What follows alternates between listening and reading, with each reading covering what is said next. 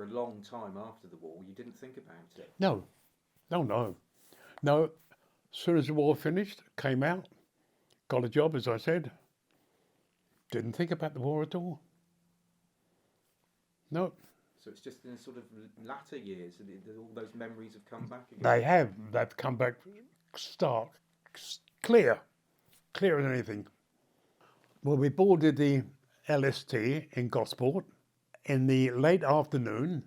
Then we parked or moored overnight in the Solent.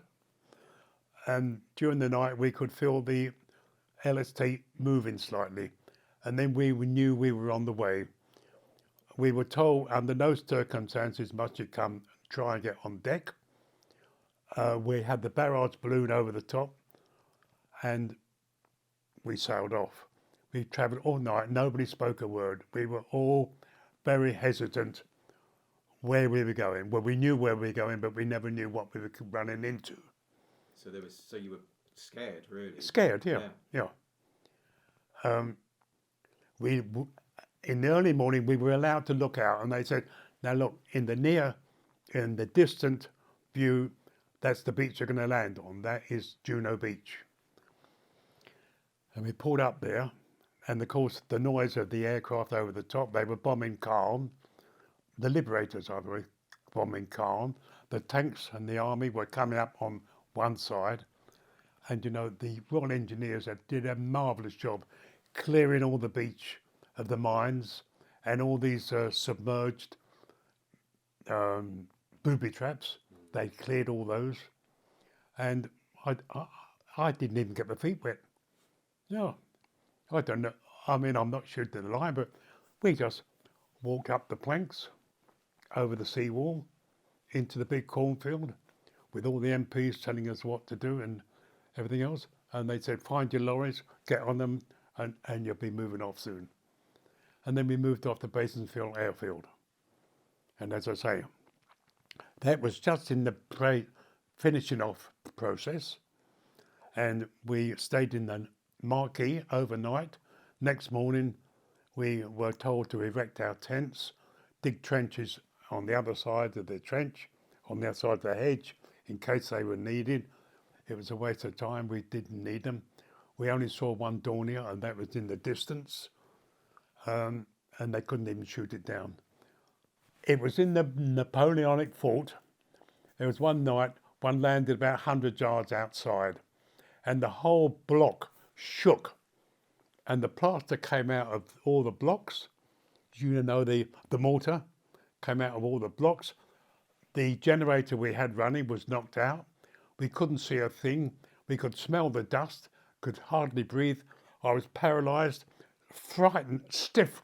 As I say, frightened, stiff. Could not move for a few minutes. And when I did move, I got up, had my cigarette lighter, had to strike that and look at my way, with all our mates trying to get out at the same time. And we got outside and we thought, good God, we've been lucky. That one, and then we all quietened down, we all went back to bed. Sleep out the question. We were just lying there, glad of the morning. And then the old cooks came round and they gave us breakfast, and they all had the same sort of experience. Out came the old carnation milk, plenty of sugar, and you know, it's surprising what it does for you. When you're really down, you have a good cup of tea, and you come round again.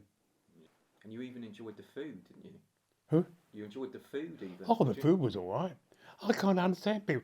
They say, you know, stewed steak, horrible. I think bloody good. And biscuits were good. Sweet tea. I had no complaints with the Air Force food at all. I mean, we'd been on night duty. We used to go down into the cookhouse. I mean, it was called the cookhouse. Officers called it the mess. We called it the cookhouse. And they used to give us nice breakfast. The Wefts there used to serve eggs and bacon. Yeah. Porridge. Of course, it turned out later, you know, I'm a celiac. I'm allergic to porridge. I could tell you some dirty tales there about porridge, but I'm not going to put that on video. No, we better not do that. No. We came from Abbeville to Rouen, and then in Rouen we had to stop because there was only one bridge intact, and I think we were the first RAF to get through there.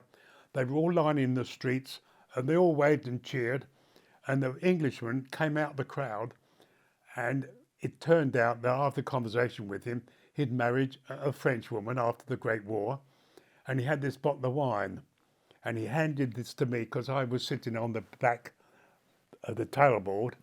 He said, I've been saving this since the war started to give that to the first Englishman that I could see. Oh, I said, thank you very much. Very, very grateful. You know, parlez-vous français. And we had a few jokes, and then we moved on. And we opened the bottle on the way to Lille, and we all had a good swig of the bottle, and we felt much better after that. I bet you did. I bet you did, yeah. So you're looking forward to going back then? And very much so, yes. I hope I do meet some of my mates. I don't know if there will be anybody there yet. Sadly, there's not many left now. They can't, no. Well, they picked on me because I'm the oldest bugger in the village. So how old were you when you were promoted to corporal? 20. So it wasn't bad, was it? Well, I was rather proud of myself, actually, because I did better in the forces than I did in the civilian life. You said to me that you had an easy war. It was an easy war compared with my colleagues. Not colleagues, compared with the army boys. Yeah. I mean, the fighting forces were dreadful. But you did have some instances, didn't you? We did, yeah. You know, we could have got wiped out any time, but it didn't occur to us. It was always the other one would have got it, not me. And that's how it went. Because you were so young, weren't you? Exactly. You were 18 when carefree. You first went. Yeah. I had no responsibility. No. It was, and now when I'm old sod, we've got all the responsibility you want. But at least you've made it this long. Yeah, I made it. How old are you? 95. Are you? Yeah. Oh, you're good for that, John. Not bad.